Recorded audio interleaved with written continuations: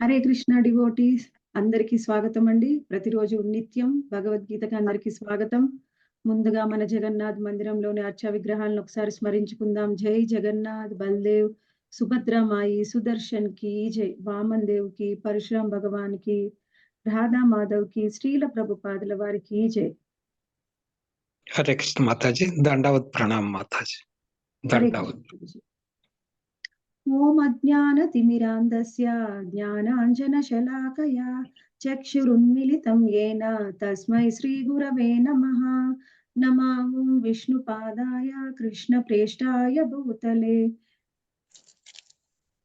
శ్రీమతే భక్తివేదాంత స్వామిన్ ఇతి నామినే. నమస్తే సరస్వతే దేవే గౌరవాణి ప్రచారిణే నిర్విశేష శూన్యవాది పాశ్చాత్య దేశతారిణే. జయ శ్రీ కృష్ణ చైతన్య ప్రభో నిత్యానంద శ్రీ అద్వైత గదాధర శ్రీవాసాది గౌర భక్త వృంద. హరే కృష్ణ కృష్ణ కృష్ణ హరే హరే, హరే రామ రామ రామ హరే హరే.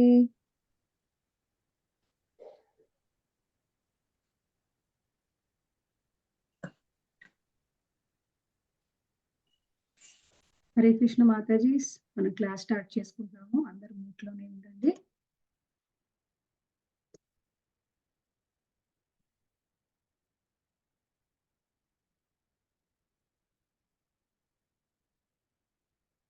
ఈ రోజు మనం భగవద్గీతలో చర్చించుకుపోయే శ్లోకము 3వ అధ్యాయంలోని 27వ శ్లోకము మరియు 28వ శ్లోకం చర్చిస్తున్నాము.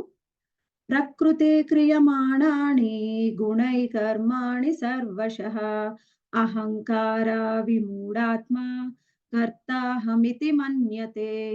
మిథ్యా అహంకారముచే మోహపరవశుడగు జీవాత్మ వాస్తవముగా ప్రకృతి త్రిగుణములచే నిర్వహింపబడు కర్మలకు తనను కర్తగా భావించును.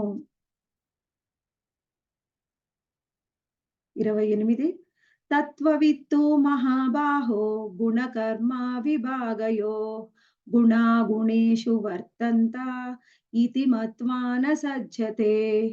ఓ మహాబాహో, పరతత్వ జ్ఞానము కలిగినవాడు భక్తియుత కర్మయు కామ్య కర్మము నడుమగల భేదమును చక్కగా ఎరిగి ఇంద్రియములందును మరియు ఇంద్రియ భోగములందును ఆసక్తుడు కాకుండును. ఇక్కడ మనము 27వ హరే కృష్ణ శ్లోకం. మాతాజీ, కొంచెం వాల్యూమ్ పెంచగలరా మాతాజీ? సౌండ్ కొంచెం లోగా ఉంది మాతాజీ. బాగానే వినపడుతుంది మాతాజీ. బాగానే ఉందండి, కొంచెం స్లోగానే వినపడుతుంది మాతాజీ. ఓకే, ఇప్పుడు బాగా వినిపిస్తుందా మాతాజీ? హరే కృష్ణ. వినపడుతుంది మాతాజీ. హరే కృష్ణ మాతాజీ, దండవత్ ప్రణామం. హరే కృష్ణ మాతాజీ. ఇక్కడ చూడండి ఏం చెప్తున్నారు 27వ శ్లోకంలో. ప్రకృతే క్రియమాణాని గుణై కర్మాణి సర్వశః అహంకార విమూఢాత్మ కర్తాహమితి మన్యతే. ఈ శ్లోకము చాలా ఇంపార్టెంట్ శ్లోకం. ఎందుకంటే అనేక సార్లు మనము ఇదే శ్లోకాన్ని ఎగ్జాంపుల్ గా తీసుకొని గుణాలని గురించి చర్చిస్తూ ఉంటాం. అయితే ఇప్పటి వరకు మనం ఏం చర్చించుకున్నామండి? 25 మరియు 26వ శ్లోకాల్లో మనకి ముఖ్యంగా శ్రీకృష్ణ భగవానుడు ఏం చెప్పాలని ఏం అర్థం చేస్తున్నారంటే మనకి కర్మ యోగం గురించి చెప్తున్నారు. మనకి ఇప్పటి వరకు మనం ఏం తెలుసుకున్నాము? కర్మ యోగము ఏమిటి, కర్మ కాండ ఏమిటి, కర్మ యోగానికి కర్మ కాండకు మధ్య వ్యత్యాసాన్ని తెలుసుకున్నాం. కర్మ కాండ అంటే ఎవరైనా ఒక వ్యక్తి అజ్ఞాని అంటే అవిద్వాన్ మరియు సక్తః అంటే అజ్ఞాని మరియు సంగత్వంతోని ఏదైనా ఫలితం పట్ల సంగత్వంతోని కర్మ చేసేవాళ్ళు, వాళ్ళు కర్మకాండీయులు అంటారు. అలాగే కర్మ యోగము అంటే వాళ్ళు ఏమంటారంటే విద్వాన్ మరియు అసక్తః అంటే జ్ఞాని అంటే తత్వదర్శి మరియు అసక్తః అంటే సంగత్వం లేకుండా కర్మ చేసే వాళ్ళ గురించి మనం 25 మరియు 26వ శ్లోకంలో తెలుసుకున్నది ఏమిటి? కర్మకాండకి కర్మయోగానికి మధ్య భేదం ఏమిటో తెలుసుకున్నాం. అయితే ఈ రోజు ఏం తెలుసుకుంటున్నాం? ఆ విధంగా కర్మ చేసేవాళ్ళు ఇప్పుడు కొంతమంది ఏమో అజ్ఞానంతోని పని చేస్తున్నారు, కొంతమంది ఏమో జ్ఞానంతోని చేస్తున్నారు. కర్మకాండ ఎందుకు చేస్తున్నారు? కర్మ యోగంగా ఎందుకు పని చేస్తున్నారు? ఆ విధంగా వాళ్ళ కర్మని ఆచరించడానికి వాళ్ళని ఆహ్, ప్రోత్సహించేది ఏమిటి? ఏ విధంగా వాళ్ళు ఒకళ్ళు కర్మకాండగా, ఒకళ్ళు కర్మయోగంగా కర్మని చేస్తున్నారు. దాని వెనకాల ఉన్న కారణం ఏమిటి అనేది శ్రీకృష్ణ భగవానుడు మనకి ఈ శ్లోకంలో చెప్తున్నారు. ఏం చెప్తున్నారండి ఇక్కడ? ప్రకృతే క్రియమాణాని గుణై కర్మాణి సర్వశః అహంకార విమూఢాత్మ కర్తాహమితి మన్యతే. అంటే ఇక్కడ మనకి ముఖ్యంగా మిథ్యా అహంకారముచే ఎవరైతే అహంకారంతోని మోహ పరవశుడై ఉంటారో వాళ్ళు వాస్తవంగా ప్రకృతి త్రిగుణాలు మా మీద ప్రకృతి త్రిగుణాలు పనిచేస్తున్నాయి కాబట్టి మేము ఈ విధంగా పనిచేస్తున్నామనే జ్ఞానం లోపించి వాళ్ళ అహంకారంతో ప్రతి పనికి, ప్రతి కర్మకి వచ్చే ఫలితానికి కూడా నేనే కారణం అని భావిస్తూ ఉంటారు. ఈ విధంగా భావించే వాళ్ళు 2 రకాలుంటారు. ఒకళ్ళేమో అజ్ఞానులు, ఇంకొకరేమో అహంకారులు. ఇప్పుడు అజ్ఞానులు ఏంటి అంటే వాళ్ళకి జ్ఞానం ఉండదు. వాళ్ళు అమాయకంగా ఉంటారు. అందుకని వాళ్ళకి ఏ తత్వజ్ఞానం లేకపోవడం వల్ల ప్రతిదానికి నేనే కారణం అనుకోవచ్చు. ఎందుకంటే వాళ్ళకి జ్ఞానం లేదు కాబట్టి. ఇంకొకరు ఉంటారు అహంకారులు. వాళ్ళకి తెలిసిన తర్వాత కూడా అన్నిటికి నేనే కారణం అనుకుంటారు. ఈ అజ్ఞానులు ఏ విధంగా ఉంటారంటే వాళ్ళకేమన్నా చెప్పామనుకోండి, వాళ్ళు వినే అవకాశం ఉంటుంది. ఎందుకంటే తెలియదు కాబట్టి వాళ్ళు చెప్తున్నారు అని వినే అవకాశం ఉంటుంది. ఇప్పుడు ఈ అహంకారులకు వాళ్ళకి గర్వం ఎక్కువ, దర్పం ఎక్కువ. అందుకని ఎవరేదైనా చెప్పినా కానీ వినడానికి సిద్ధంగా ఉండరు. ఇప్పుడు అజ్ఞానుల వల్ల కంటే అహంకారుల వల్లనే ఎక్కువ నష్టం. ఎలా అంటే అజ్ఞానంలో ఉన్నవాళ్ళు ఎప్పుడైనా జ్ఞానం పొంది వాళ్ళు భగవత్ సంబంధ జ్ఞానాన్ని తెలుసుకొని ఆత్మతత్వ జ్ఞానాన్ని వాళ్ళు అర్థం చేసుకునే అవకాశం ఉంది. కానీ అహంకారులకి వాళ్ళు ఎవరైనా చెప్తే వినడానికి సిద్ధంగా ఉండరు. కాబట్టి వాళ్ళు ఎప్పటికీ కూడా అర్థం చేసుకోలేరన్నమాట. వాళ్ళేమనుకుంటారు? ఈ ప్రకృతి గుణాల వలన ప్రకృతి గుణాలు ఏమిటి? సత్వగుణము, రజోగుణము మరియు తమోగుణము. ఈ 3 గుణాలు ఈ ప్రకృతి త్రిగుణాలే మనము చేసే ప్రతి కర్మకు కూడా కారణము అనే ఈ విషయాన్ని ఎవరు అర్థం చేసుకుంటారో వాళ్ళే జ్ఞానులు. ఈ విషయాన్ని ఎవరు అర్థం చేసుకుంటారండి? ఈ విషయాన్ని భక్తులు అర్థం చేసుకుంటారు. అభక్తులు ఎప్పటికీ అర్థం చేసుకోలేరు. ఇప్పుడు భక్తులు అర్థం చేసుకుంటారు కదా! వాళ్ళు ఏం ఆలోచిస్తారు అంటే ప్రతి దానికి కూడా కారణం భగవంతుడే అని అనుకుంటారు. కానీ అజ్ఞానులు ఏం చేసుకుంటారంటే ప్రతి దానికి కూడా కారణం నేనే. కానీ మనం ఒకటి అర్థం చేసుకోవాలి. ప్రతి దానికి కూడా కారణం నేనే అని అహంకారంతో అనుకునే వాళ్ళు కూడా అసలు రోజువారీ మన జీవితంలో మనం చూస్తే ప్రతి పని మనం ఏ విధంగా చేస్తున్నాం? ఏ విధంగా చేస్తున్నామండి? ఇప్పుడు మనం ఒక క్లాస్ చెప్పుకుంటాం. క్లాస్ అయిపోంగానే ఏమవుతుంది? అందరికీ బ్రేక్‌ఫాస్ట్ టైమ్ అవుతుంది. బ్రేక్‌ఫాస్ట్ ప్రసాదం తీసుకోవాలి. ఇప్పుడు ఎవరికైనా ఆరోగ్యం బాలేదనుకోండి, బ్రేక్‌ఫాస్ట్ చెయ్యలేదు ఇంట్లో. అయినా సరే ఇంట్లో ఎవరు ఉండలేరు. ఖచ్చితంగా అందరూ టయానికి ప్రసాదం తీసుకోవాల్సిందే. వాళ్ళకి కూడా అనిపిస్తుంది. అయ్యో! ఆవిడకి ఈరోజు బాలేదు. నేను ఈరోజు ప్రసాదం బంద్ చేయాలి అని అనుకున్నా కానీ ఎవరు బంద్ చేయలేరు. ఎందుకంటే మనకి ఆకలైనప్పుడు ఆహారం తీసుకోవాల్సిందే. అది మన ఇష్టంతో సంబంధం లేదు. నిద్ర వస్తే నిద్రపోవాల్సిందే. మన ఇష్టంతో సంబంధం లేదు. అలాగే బాత్రూమ్ వచ్చిందనుకోండి, అది కూడా మన ఇష్టం ఏం లేదు. వచ్చినప్పుడు వెళ్ళాల్సిందే. అలానే మనం రోజువారీ చేసే ప్రతి పనిలో కూడా మనం ఇష్టం ఉన్నా, లేకపోయినా బలవంతంగానే అన్నీ ప్రకృతి మన చేత చేయిస్తుంది. అదొక్కటేనా మనం ఇంట్లో ప్రతి పని, ఏ పని ఇవి కేవలము ఇవి మామూలుగా మనం బ్రతకాలి అంటే ఈ నిద్ర, ఆహారము, మళ్ళీ మనము శరీరాన్ని నీట్‌గా ఉంచుకోవడము అయి తప్పనిసరి. అవి మాత్రమే కాకుండా మన కుటుంబ సభ్యులు, భార్య కానీ, భర్త కానీ, పిల్లలు కానీ, వాళ్ళు కూడా మన చేత అన్ని పనులు చేయిస్తుంటారు. మనం ఇష్టం ఉన్నా లేకపోయినా వాళ్ళ కోసం అన్నీ చేయాల్సిందే. ప్రకృతి ఏ విధంగా మన మీద పని చేస్తుంది అంటే, మన ఇష్టంతోని సంబంధం ఉండదు. అది ఇష్టంతో సంబంధం ఉండకుండా మరి ఎందుకలా చేయిస్తుంది ప్రకృతి మన చేత అనేది మనం తర్వాత శ్లోకంలో తెలుసుకుందాం. ఇక్కడ అసలు ఒక పని చేయాలి అంటే మన మీద ప్రభావం చూపించేది ఏమిటి? అనేది ముందు మనం అది అర్థం చేసుకోవాలి. ఇప్పుడు మనం అనుకుంటున్నాం ఏ పనికైనా నేనే కారణం అని. కానీ ఏ పనికైనా మనమే కారణమా? ఏదైనా ఒక కర్మ చేస్తే దాని వెనకాల కారణం ఎవరెవరు ఉంటారు. మనం ఏ పని చేసినా దానికి కారణము ముగ్గురు ఉంటారు. ఒకరెవరండి? జీవుడు, పరమాత్మ మరియు ప్రకృతి. ఈ ముగ్గురి ప్రభావం కూడా ఉంటుంది. ఎవరెవరు? జీవుడు, పరమాత్మ మరియు ప్రకృతి. అంటే జీవుడు ఏం చేస్తాడు? కోరుకుంటాడు ఏదైనా ఒక పని చేయాలని. పరమాత్మ ఏం చేస్తాడు? శాంక్షన్ చేస్తాడు. తరువాత ప్రకృతి మనకి భగవంతుడు శాంక్షన్ చేశాడు కాబట్టి అది మనకి ప్రసాదిస్తుంది. దీన్ని మనము 2 ఉదాహరణలతోని అర్థం చేసుకోవచ్చు. ఒకటి ఏమిటి అంటే, ఇప్పుడు మనకి అందరికి కూడా పాయసం తినాలని ఉంది. పాయసం తినాలని ఉంటే ఏం చేస్తాడు? జీవుడు ముందు అనుకుంటాడు నేను పాయసం తినాలి అని. అప్పుడు ఏం చేస్తాడు? బయటికి వెళ్లి కావాల్సిన సరుకులన్నీ తెచ్చుకుంటాడు. పాలు, బెల్లము, బియ్యము అన్ని. అవెవరిచ్చారు మనకి? ప్రకృతి ఇచ్చింది. ప్రకృతి ఇవ్వకపోతే ఇప్పుడు రాజస్థాన్ లాంటి ప్రదేశానికి వెళ్ళాం. అక్కడికి వెళ్లి ఒక మారుమూల పల్లెటూరులో నాకు ఇవన్నీ కావాలి అంటే వాళ్ళకి దొరక్కపోవచ్చు. కానీ మనకు దొరుకుతున్నాయి. అంటే ప్రకృతి మనకిస్తుంది. కానీ మనకు ప్రకృతి ఇస్తుంది. అన్నీ ఉన్నాయి బజార్‌లో.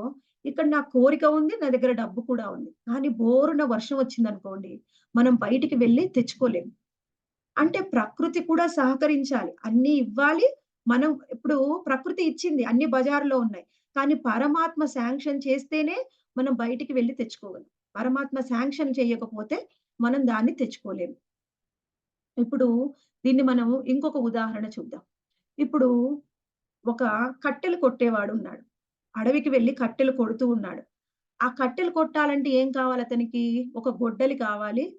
మళ్ళీ తరువాత ఆయన కట్టెలు కొట్టాలి అని అనుకోవాలి. ఇప్పుడు ఇద్దరు వెళ్లారు అడవిలోకి వెళ్లి గొడ్డలి తీసుకొని కట్టెలు కొడుతున్నారు. ఇప్పుడు గొడ్డలి అనుకుంటుంది నేనే చేస్తున్నాను, నేనే కారణం అని అనుకుంటే ఆ గొడ్డలి తనంతట తాను కట్టెలు కొట్టగలదా? కొట్టలేదు. దానికి గొడ్డలికి అది ఎంత మంచి గొడ్డలి, ఎంత షార్ప్‌గా ఉన్నప్పటికీ ఆ గొడ్డలిని ఉపయోగించే ఒక వ్యక్తి ఉండాలి. ఆ వ్యక్తికి మనసులో భావన ఉండాలి. నేను ఈరోజు అడవికి వెళ్లి కట్టెలు కొట్టాలి అని. ఇంకొకటి అక్కడ ఆయన కట్టెలు కొట్టడానికి ఒక వృక్షము, ఎండిపోయిన వృక్షం కూడా సిద్ధంగా ఉండాలి. ఈ 3 ఉంటేనే ఆయన అనుకున్న పని జరుగుతుంది. ఇప్పుడు ఒక వ్యక్తి గొడ్డలి తీసుకొని ఒక వృక్షం దగ్గరికి వెళ్లి కట్టెలు కొట్టి మూట ఇంటికి తెచ్చుకున్నాడనుకోండి. ఇప్పుడు దాన్నే మనం ఉదాహరణగా మన జీవితంలోకి అన్వయించుకుంటే, ఆ గొడ్డలి ఏమిటి అంటే మన భౌతికమైన దేహం. ఎవరైతే కట్టెలు కొట్టే వ్యక్తి ఉన్నాడు కదా! ఆయన జీవాత్మ.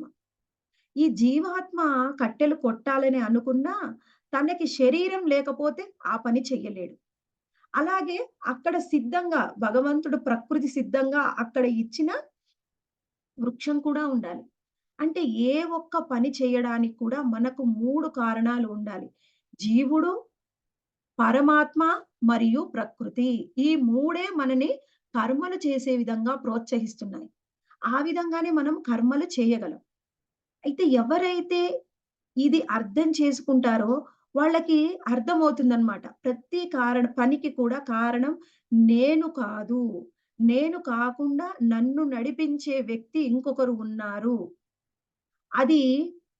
అది అనేక విధాలుగా ఉండొచ్చు. కానీ మనము ప్రతి పనికి కూడా కారణం జీవుడు, పరమాత్మ, ప్రకృతి అనే ఈ విషయాన్ని అర్థం చేసుకోవాలి. ఈ విషయాన్ని అర్థం ఎవరు చేసుకుంటారు? ఎవరైతే భగవద్గీత, భాగవతం చదువుతారో, శ్రీకృష్ణ భగవానుడు ముఖతా చెప్పింది అర్థం చేసుకుంటారో వాళ్ళకి అర్థమవుతుంది. అప్పుడు భగవంతుడే అన్నీ చేస్తున్నాడని అర్థం చేసుకుంటారు. ఎవరికైతే ఈ జ్ఞానం లేదో వాళ్ళేం చేస్తారు? ప్రకృతి నియమాలని పట్టించుకోరు. ఇప్పుడు ఎవరైనా చూడండి చాలా ఫ్యాషన్ అయిపోయిందనమాట. ఇది చేస్తే తప్పమ్మా అని ఎవ్వరికి చెప్పినా కానీ వినట్లేదు. వాళ్ళ ఇష్టానుసారంగా చేస్తున్నారు. ఇది ప్రకృతి నియమము. మీరు ఇప్పుడు మద్యపానం తీసుకున్నా, మాంసాహారం తీసుకున్నా, అక్రమ సంబంధం పెట్టుకున్నా అది తప్పు. ఇది చేయడం వల్ల మీరు శిక్షని అనుభవిస్తారు అని ఎవరైనా చెప్తే అది ఒప్పుకోవడానికి 90% పీపుల్ ఇప్పుడు సిద్ధంగా లేరు. నువ్వు ఒప్పుకున్నా, ఒప్పుకోకపోయినా నువ్వు చేసే ప్రతి పనికి శిక్షని అనుభవించాల్సిందే. ఎవరైతే అర్థం చేసుకుంటారో, ప్రకృతి నియమాలని అర్థం చేసుకొని ప్రవర్తిస్తారో, ప్రకృతి వాళ్ళకి సహకరిస్తుంది. ఆ ప్రకృతి వల్ల వాళ్ళు శిక్షింపబడరు. ఎవరైతే మా ఇష్టానుసారము మేం చేస్తాము, నేను అసలు భగవంతుడు లేడు, ప్రకృతి లేదు, నేనే అన్నీ చేసుకుంటున్నాను, నా కష్టం వల్లే అన్నీ వస్తున్నాయని అహంకారంతో ఎవరు ప్రవర్తిస్తారో వాళ్ళని ప్రకృతి నియమాలకు విరుద్ధంగా, ధర్మానికి విరుద్ధంగా ఎవరైతే ప్రవర్తిస్తారో వాళ్ళని ప్రకృతి శిక్షిస్తుంది. అయితే ఈ ప్రకృతి నియమాలు ఎవరి మీద పనిచేస్తాయి? కేవలము బద్ధజీవుడి మీద పనిచేస్తాయి. కానీ దీనికి అతీతుడు ఎవరు? భగవంతుడు. భగవంతుడు ప్రకృతి నియమాలకి లోబడి ఉండడు. అలాగే భగవంతుడి యొక్క భక్తుడు కూడా ఈ ప్రకృతి నియమాలకి లోబడి ఉండాల్సిన పని లేదు. ఎవరైతే శుద్ధ భక్తులో వీళ్ళు ప్రకృతి నియమాలు, ఏమిటా ప్రకృతి నియమాలు? ఈ 3 గుణాలు. సత్వ, రజస్, తమో గుణాలకు అతీతంగా వాళ్ళు పనిచేస్తారు. వాళ్ళ మీద ఈ మాయా ప్రభావం అయితే ఎవరి మీద ఈ గుణాల ప్రభావం ఉండదు? ఎవరి మీద గుణాల ప్రభావం ఉంటుంది? అంటే ఇప్పుడు ఎవరైతే భగవంతుడిని అర్థం చేసుకొని నేను భగవంతుడి యొక్క సేవకుడు నేను అర్థం చేసుకుంటారో వాళ్ళ మీద మాయా ప్రభావం వలన ఈ ప్రకృతి త్రిగుణాలు పనిచేయవు. ఎవరైతే భగవంతుడికి దూరంగా వెళ్తారో వాళ్ళ మీద ఈ 3 త్రిగుణాలు పనిచేస్తాయి. అది ఎలా అంటే ఇప్పుడు చూడండి, మనకి ఒక స్టూడెంట్ ఒక ఎగ్జామ్ రాస్తున్నాడు. ఆయనకి మల్టిపుల్ చాయిస్ క్వెషన్‌లు ఇచ్చారన్నమాట. అందులో ఏమిటి? భారతదేశం యొక్క రాజధాని ఏమిటి అని అడిగారు. కానీ అందులో ఆన్సర్స్‌లో ఏమున్నాయంటే ఒకటి లండను, ఒకటి ప్యారిసు, న్యూయార్క్ ఉంది. ఆ 3 ఉన్నాయి. అయితే ఈ 3 చదివితే 3 తప్పే అనిపిస్తున్నాయి. కానీ అక్కడ 4గో ఆప్షన్ కనిపించడం లేదన్నమాట. 4గో ఆప్షన్ ఏమిటో తెలియటం లేదు. అందుకని ఏం చేయాలి? ఈ మూడిట్లోనే ఒకటి ఎంచుకోవాలి. కానీ 3 తప్పే. మూడిట్లో ఒకటి ఎంచుకోకపోతే ఆయనకు ఆప్షన్ లేదు. 4గోది కనిపించట్లేదు. ఇప్పుడు మన పరిస్థితి కూడా అలాగే ఉంది. ఎవరైతే భగవంతుడికి దూరంగా ఉంటారో, నేను భగవంతుడి యొక్క భక్తుడిని, ఆయన యొక్క ఆహ్, సేవకుడిని, ఆయన యొక్క దాసుడిని, నేను ఆయన యొక్క అంశని అని ఎవరు తెలుసుకోరో వాళ్ళకి ఏం కనిపిస్తాయి అంటే సత్వగుణము, రజోగుణము, తమోగుణము ఈ 3 కనిపిస్తాయి. అప్పుడు ఏం చేస్తారు? ఎందుకంటే వాళ్ళు భగవంతుడికి దూరంగా ఉన్నారు. వాళ్ళ మీద ప్రకృతి యొక్క మాయా ప్రభావం పనిచేస్తుంది. ఈ 3 గుణాలే కనిపిస్తున్నాయి. ఏం చేయాలి? మూడిట్లో ఒకటే ఒకటి ఎంచుకోవాలి. ఇప్పుడు మనందరి పరిస్థితి కూడా అలానే ఉంది. ఏదో ఒకటి ఎంచుకుంటున్నాం. సత్వగుణమా? రజోగుణమా? తమోగుణమా? కానీ 4గో ఒకటి కూడా ఉంది. అది శుద్ధ సత్వగుణం. ఎవరైతే శుద్ధ భక్తులో వాళ్ళు ఈ 4గో ఆప్షన్ వాళ్ళకి కనిపిస్తుంది. ఎందుకంటే వాళ్ళు మాయా ప్రభావం వాళ్ళ మీద ఉండదు కాబట్టి. ఎవరి మీద మాయా ప్రభావం ఉంటుందో వాళ్ళకి ఈ 3 గుణాలే కనిపిస్తాయి. మాయా ప్రభావానికి అతీతంగా కృష్ణ భక్తులు అవుతారో, గుణాల ప్రభావం పని చేయకపోతే 4గో ఆప్షన్ శుద్ధ సత్వగుణం వాళ్ళకి కనిపిస్తుంది. అప్పుడు వాళ్ళు ఆ గుణంలో ఉంటే ఈ ప్రకృతి త్రిగుణాలకు అతీతంగా భగవంతుడు ఏ విధంగా త్రిగుణాలకు అతీతుడో ఆ శుద్ధ భక్తులు కూడా త్రిగుణాలకు అతీతుడు అవుతారు. అయితే ఇప్పుడు మనం ఏం తెలుసుకున్నాం ఈ శ్లోకంలో? ఎవరైనా ఒక వ్యక్తి అజ్ఞానంతోని, అహంకారంతోని అన్నిటికీ నేనే కారణం అనుకుంటాడో ప్రకృతి త్రిగుణాల ప్రభావం, సత్వగుణం, రజోగుణం, తమోగుణం ప్రభావం వలన ఏదో ఒకటి ఎంచుకొని మళ్ళీ ఈ భూమి మీదనే మళ్ళీ జన్మిస్తూ, పుడుతూ, మరణిస్తూ అనవసరంగా కష్టపడుతూ ఉంటారు. అయితే ఎవరైతే ఈ అహంకారాన్ని విడిచిపెట్టి జ్ఞానం పెంచుకొని భగవంతుడి యొక్క బిడ్డనని తెలుసుకుంటారో ఈ ప్రకృతి త్రిగుణాల బయటపడి వాళ్ళు భగవంతుడి భక్తులు అని తెలుసుకుంటారు. అయితే ఇప్పటి వరకు మనము 3వ అధ్యాయంలోని 27వ శ్లోకాన్ని తెలుసుకున్నాము. ఇప్పుడు 28వ శ్లోకాన్ని చూద్దాం. 28వ శ్లోకాల్లో ఏం చెప్తున్నారండి? ఒకసారి చూడండి, శ్లోకం మళ్ళీ చదువుతాను. తత్వవిత్తు మహాబాహో, తత్వవిత్తు మహాబాహో. తత్వవిత్ అంటే ఏమిటి? తత్వము అంటే భగవంతుడికి సంబంధించిన జ్ఞానం అంటే అదే తత్వము.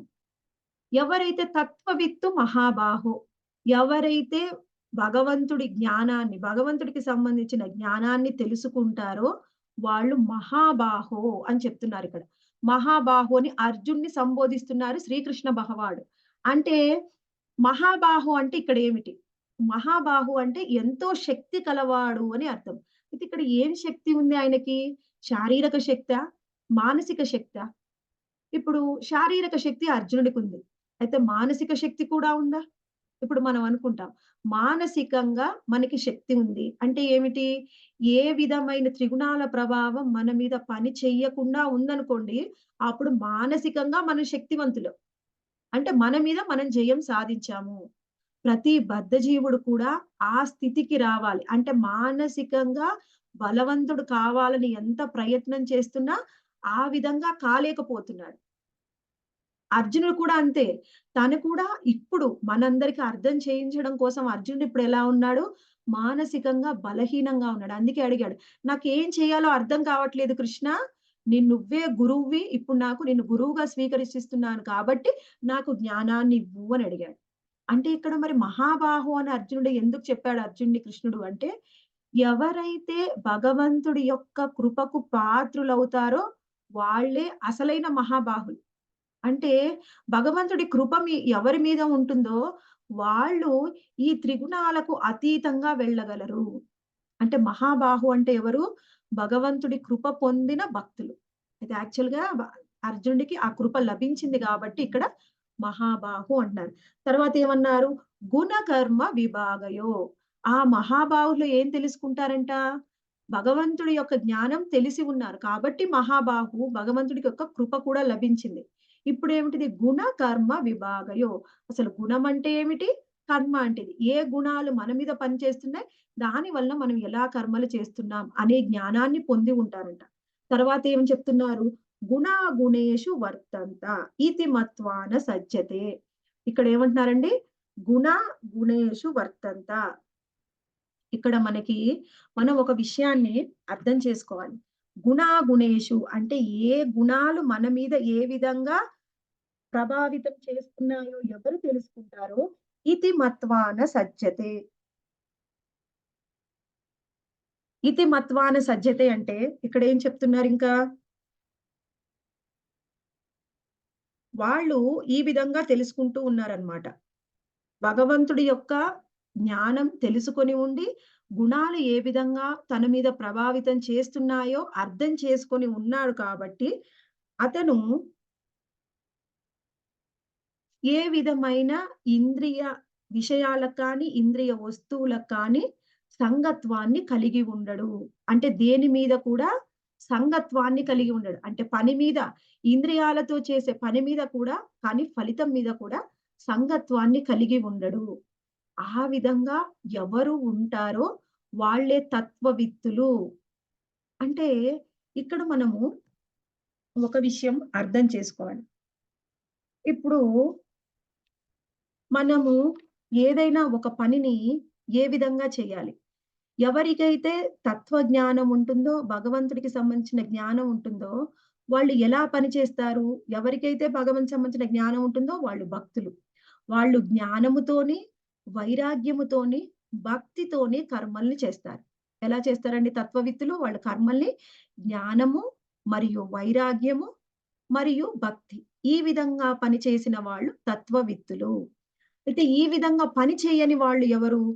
వాళ్ళు అజ్ఞానులు. వాళ్ళు ఎలా చేస్తారు అంటే, ఇప్పుడు మనం ఇందాక శ్లోకంలో తెలుసుకున్నాం. వాళ్ళు అహంకారంతోని, అజ్ఞానంతోని, అభక్తులు ఎవరైనా సరే అజ్ఞానంతోని, అహంకారంతోని ఏం పని చేస్తామో ఆ ఫలితం పట్ల ఆసక్తితోనే పని చేస్తారు.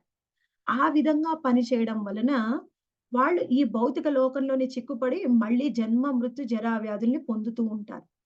అయితే ఇక్కడ మనము అర్థం చేసుకోవాలి. ప్రకృతి త్రిగుణాల ప్రభావం వలన ఒకళ్ళేమో భక్తులుగా ఉన్నారు. భగవంతుడి కృప వాళ్ళకు లభించింది. భక్తులుగా ఉన్నారు. వాళ్ళ మీద శుద్ధ సత్వగుణం పనిచేస్తుంది. అయితే కొంతమంది అభక్తులుగా ఉన్నారు. మరి భగవంతుడు గుణాలు ఒకే విధంగా సృష్టించాడు. ఎవరి మీదైనా సత్వగుణం, రజోగుణం, తమో గుణమే పని చేయాలి. మరి ఒకరెందుకు ఈ విధంగా భగవంతుడి కృప పొందారు? భగవంతుడి యొక్క జ్ఞానాన్ని తెలుసుకున్నారు, తత్వవిత్తులయ్యారు. మరి ఇంకొకరెందుకు తత్వవిత్తులు కాలేకపోతున్నారు? అజ్ఞానంతో, అహంకారంతో ఉన్నారు అంటే, ఇప్పుడు మనం పుట్టుకతోనే ఏ విధంగా పుడతాము అనేది చూడాలి. ఇప్పుడు మనందరి దగ్గర స్మార్ట్ ఫోన్ ఉంది. ఈ స్మార్ట్ ఫోను ఫస్ట్ ఓపెన్ చేయగానే కొత్త ఫోన్ కొన్నారనుకోండి, అందులో ఏమేమి ఉంటాయి? కొన్ని యాప్స్ ఉంటాయన్నమాట. అందులో మనం ఓపెన్ చేయగానే కొన్ని యాప్స్ ఆటోమేటిక్ గా ఉంటాయి. గూగుల్ క్రోము మనకి చూడండి చాలా ఉంటాయన్నమాట. మైక్రోసాఫ్ట్, గూగుల్ క్రోము ఇవి చూస్తే ఎస్ఎంఎస్, వాట్సాప్ అవన్నీ ఆటోమేటిక్ గా డిఫాల్ట్ ఆప్షన్స్ కొన్ని ఆల్రెడీ ఇచ్చి ఉంటారు.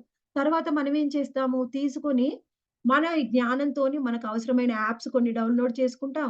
మనకిష్టమైన కాంటాక్ట్స్ అన్నీ కూడా మనం ఫీడ్ చేసుకుంటాం మన ఫోన్‌లో. అంటే ఏమిటంటే ఫోను వచ్చినప్పుడే కొన్ని ఏ విధంగా డిఫాల్ట్ యాప్స్ వచ్చాయో, అలానే మనం పుట్టక ముందే ఇంతకు ముందు మన మనసుతోని, మన బుద్ధితోని, మన అహంకారంతోని చేసిన కర్మల వలన మనం కొన్ని పుట్టుకతోనే కొన్ని తీసుకొని వచ్చాం. వాటినేమంటారంటే డిఫాల్ట్ యాప్స్ అంటాం. అది ఆ విధంగా అర్థం చేసుకోవాలి. ఆ విధంగా మనం పుట్టుకతోనే కొన్ని తెచ్చుకున్నాము. వాటికి అనుగుణంగా ప్రకృతి మన మీద పనిచేస్తుంది. అది ఎలా? ఈ సత్వగుణం మన మీద పనిచేస్తుందా? రజోగుణం చేస్తుందా? తమోగుణం చేస్తుందా? ఎలా అర్థం చేసుకుంటామంటే, పుట్టుకతోనే కొన్ని పూర్వజన్మ వాసనలు తెచ్చుకున్నాం మనం. ఆ విధంగా వాటికి అనుగుణంగా మన మీద ప్రకృతి ప్రభావితం చేస్తుంది. ప్రభావితం చేసినప్పుడు దానికి అనుగుణంగా మనం ప్రవర్తిస్తూ ఉంటాం. అయితే మరి మాతాజీ మరి పుట్టుకతో వచ్చాము. మరి మేము భక్తులం కావొద్దా? అయితే మనం ఒకటి అర్థం చేసుకోవాలి. నువ్వు బ్రాహ్మణుడివే కానివ్వండి, క్షత్రియుడివైనా, శూద్రుడివైనా. ఒక క్షత్రియుడికి ఏ విధంగా ఉంటుందంటే ఈ శ్లోకంలో ముఖ్యంగా అర్జునుడికి చెప్తున్నాడు కృష్ణుడు. నువ్వొక క్షత్రియుడివి. నువ్వు కావాలనుకున్నా, వద్దనుకున్నా నువ్వు యుద్ధం వదిలి పారిపోయి నువ్వు అడవిలో తపస్సు చేసినా, అక్కడ భిక్షాటన చేసుకున్నా నీ క్షత్రియ గుణం ఎటుపోదు.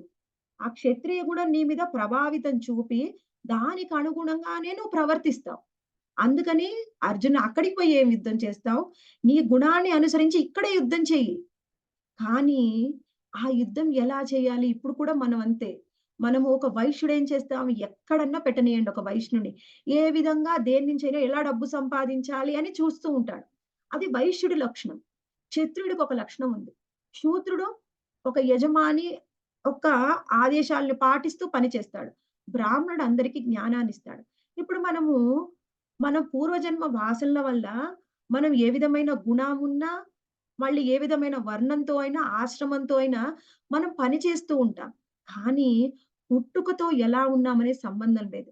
ఎవరైతే కొంచెము అహంకారాన్ని విడిచిపెట్టి భక్తుల సాంగత్యంలోకొచ్చినప్పుడైనా, ఎవరైనా మనకు తారసపడినప్పుడు, మనకి వాళ్ళు చెప్పింది వినడానికి ప్రయత్నం చేస్తే చాలు. అప్పుడేం జరుగుతుంది? వాళ్ళ యొక్క కృప వలన.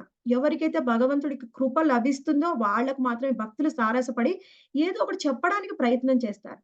ప్రయత్నం చేసినప్పుడు మనం అహంకారం విడిచిపెట్టి వింటామో, అప్పుడు ఈ ప్రకృతి త్రిగుణాలకు మన మీద ఎక్కువగా ప్రభావం చూపించడం అనేది తగ్గిపోతుంది.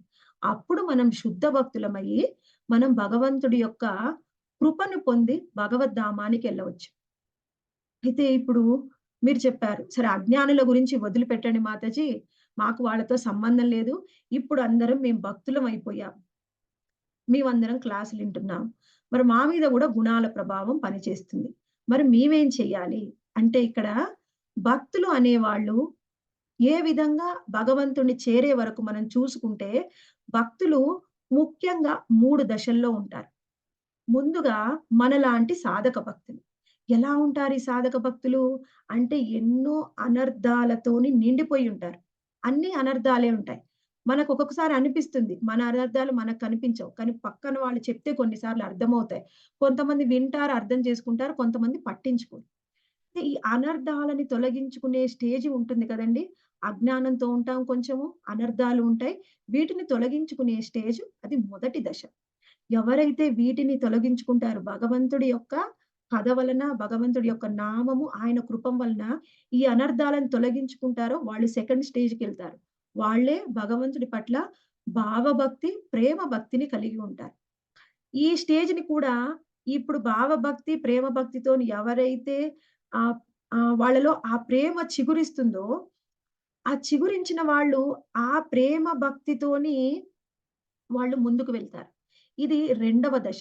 ఎవరైతే ఈ ప్రేమ భక్తిని కూడా ప్రేమ భక్తిలో భగవంతుడిని ఆరాధిస్తారో, వాళ్ళు భగవంతుడిని వాళ్ళు దర్శనం చేసుకుంటారు. అది చిట్ట చివరి దశ.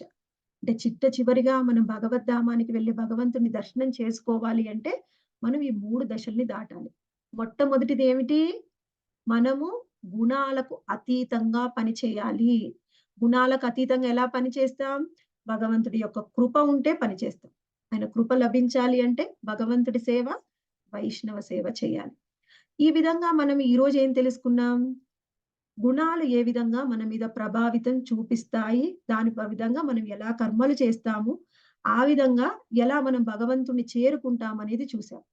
ఇది గుణాలు అనేది చాలా ఇంపార్టెంట్. అందుకని ఇప్పుడు మనం కర్మయోగంలోనే గుణాల గురించి ఇంత చర్చించుకున్నాం. తర్వాత జ్ఞాన యోగంలో శ్రీకృష్ణ భగవానుడు ఈ 3 గుణాలు సత్వ, రజస్, తమో గుణాల గురించి కొన్ని అధ్యాయాలు చెప్పారు. అక్కడ మనం ఇంకా డీటెయిల్ గా చర్చించుకుందాం. అయితే ఈ గుణాల ప్రభావం వల్ల ఇంకా ఏ విధంగా ప్రవర్తిస్తారు అనేది రేపటి శ్లోకంలో ఇంకా డీటెయిల్ గా చర్చించుకోవచ్చు. హరే కృష్ణ డివోటీస్. ఈ రోజు శ్లోకంలో ఏమైనా సందేహాలు, కామెంట్స్ ఉంటే ఇవ్వండి.